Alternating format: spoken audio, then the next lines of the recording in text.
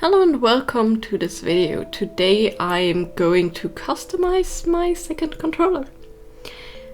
Now you may ask, why second? Well, I'm just one person. I guess for multiplayer purposes it would make sense, but the actual reason for this is because I had to repair my Xbox controller. I got a custom Xbox controller like 3 or something years ago, and like over the last few weeks the USB port failed, so I decided to open it up, check what it is, and yeah, what I could see was not a fixable issue. I got a new port, tried to put it on, but the problem wasn't the port itself, the problem were the traces underneath. Basically, I guess through it like falling down with the cable in and stuff over the years, like the traces like directly underneath where it's soldered to the port just completely ripped out, and since they're flat traces it would have been like super hard and super intense to like repair them, so I decided to get a replacement. So I went on eBay, checked for Xbox controllers, and yeah, of course the listing I found was a knockoff.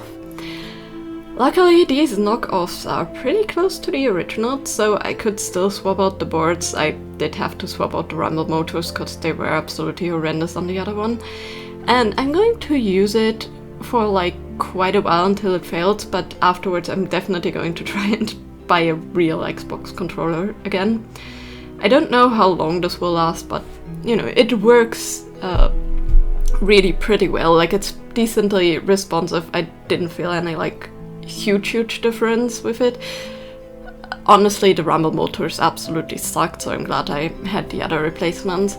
But yeah, like stick-wise and all that, it was quite decent. I cannot speak for the longevity, and I would always prefer an original Xbox controller, because I for a fact found out that these knockoff ones, they tend to not work with an actual Xbox, only with PC. Which, you know, is a thing. I don't use it with an Xbox, but if I wanted to, I couldn't even do that. So I would always go with a real one, which I thought I would get, but yeah, I guess that was, you know, a thing that happened. But that meant, you know, it left me with another shell. Even if it was a real Xbox controller, it would have left me with another shell. And I thought, you know, this is a blank canvas. It's white, so why not paint it?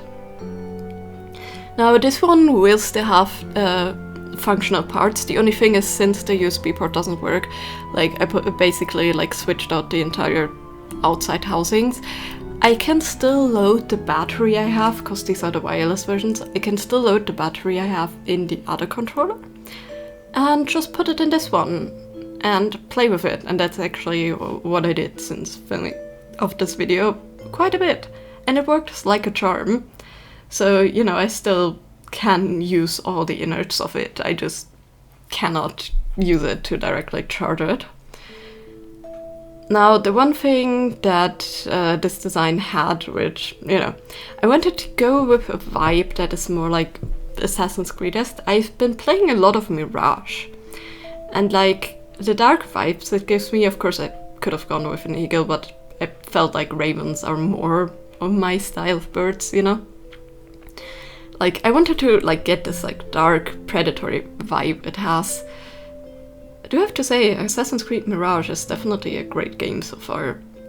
I've invested several hours in it, and it's definitely very captivating, aside from some minor issues with the climbing mechanics, but honestly they were present in like most of the other open world Assassin's Creed games too, so I'm fine with those. But yeah, I decided to go with that vibe and the raisin theme setting, so what I did is I sketched it out, and I knew this would be very tricky. Now, getting the body and the shading on the body right was pretty easy, but the wings... Acrylic paints are not my main painting medium, so trying to get these wings right I knew would be very tricky, but I was up for the challenge because I can always paint over it. But, you know, for the body I just used some blues and grays to blend everything in, and it worked pretty well. The wings have defined feathers. So I checked like a dozen of references that I actually had to open on my PC while painting them. And then I went in with a mix of my little model color paints. So I'm using Vallejo model colors, just because they dry a bit flatter and I didn't want to, you know, like overload it with like heavy body acrylics.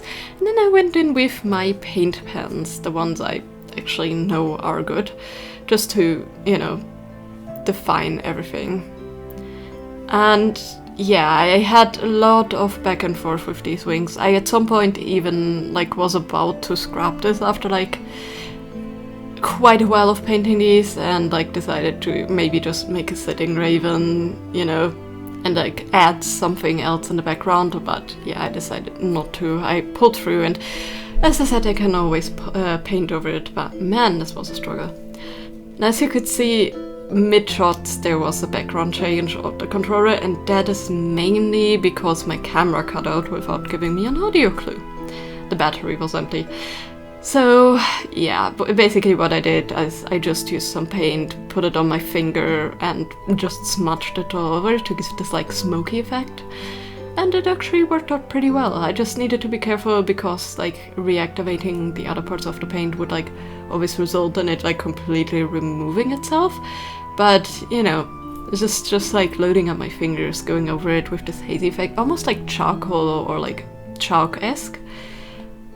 I'm surprised it worked out well. I guess it's mainly because of the texture the controller inherently has. It has this like really grippy texture.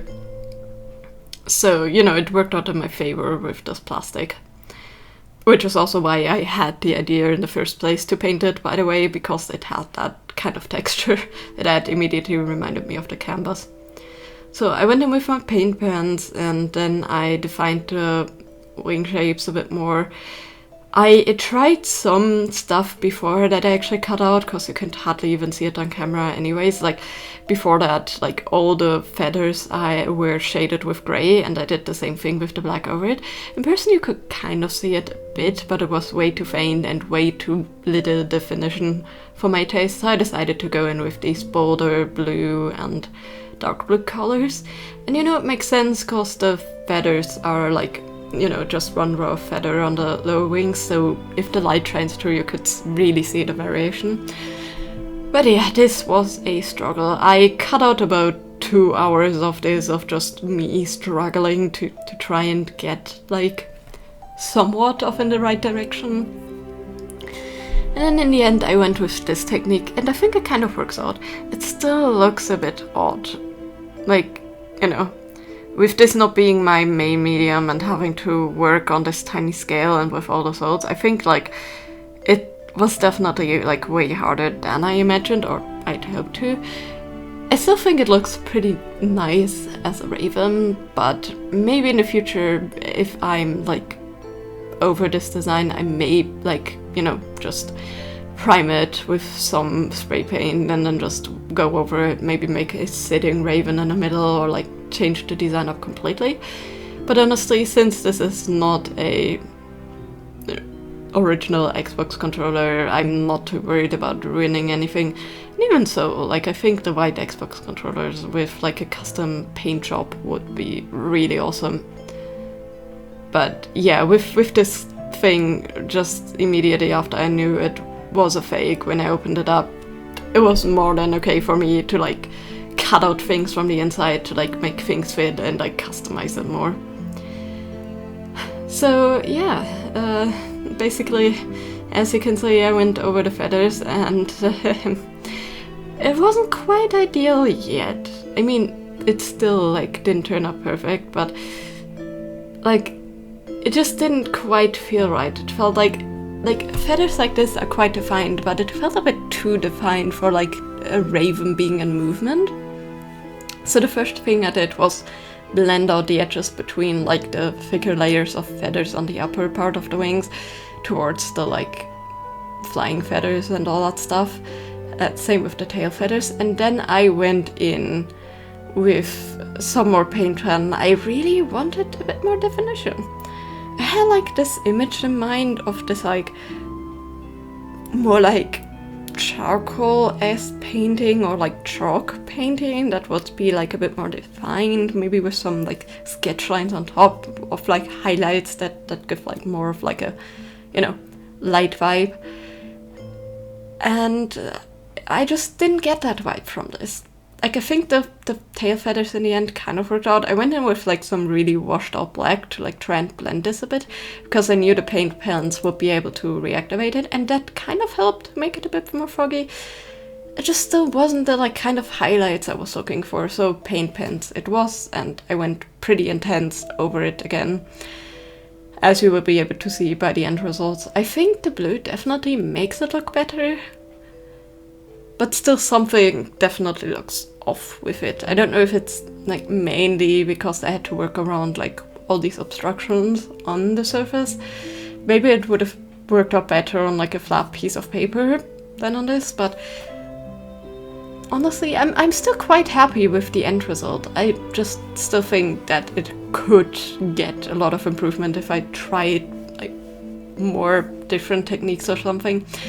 But this was like my first time really trying to draw a raven, and then again with a medium that I don't use that often. And if I use it, I like to use more of like a, not quite imposter, but I like to work more with like what the brushes can do in detail and texture. So like, you know, stippling things on to give like more of a furry effect, or like using like dry brushing a bit more to like give a different effect over top of another color. And with me not wanting too much imposter at all, because this is a usable controller, and using the other paints that like dry quicker, I couldn't really do all that. So, you know, it definitely looks more paint pennies, but I still really like that I chose the blue highlights. I think they give it so much more like majestic effect. The only thing that, of course, in the end didn't work out that well was the background, but I'm still gonna keep it. And then all I did was like varnish it again. The varnish I used, I'm still testing. I don't know which video will come out first, but it's the same with my 3D figure I made with my 3D pen. And I'm still testing it in the long run, so I will only mention it if it's decent, or like if it's not decent in the end of my testing run. But for now, this matte varnish worked really pretty well. And then I just had to assemble this, and yeah, here's the outcome. Overall, again, I still really like this motif, and it definitely works super well with like all the buttons installed. I think it looks actually a bit better. And yeah, I may change it up in the future. I don't know again how the varnish will work and if it like scratches off. So far it has not budged at all, so we shall see if it even smudges or not. And yeah, you know, it worked out in the end. I'm still quite happy with it, and as I said many times over, I can repaint it. It's not a forever thing. And it's not that expensive to actually get faceplates, I found. Like, there's a lot of people that sell, like, their broken controllers, so you can just pick them up for parts, like, you know, stick covers, faceplates, and all that kind of stuff. So, yeah, maybe if you want to give it a try, maybe think about buying one of those instead of, like, another controller that actually works, just so you can, like, just change out your faceplate. But yeah, let me know in the comments down below what you thought of this design. And also let me know if you would customize your controller. What kind of design would you go with? Or which kind of color scheme? Maybe you just would, you know, like to change your controller a different color, or like make it like a fancy metallic look or something. And as always, I hope I inspired you, and I hope you have a great day. See you next time. Bye bye!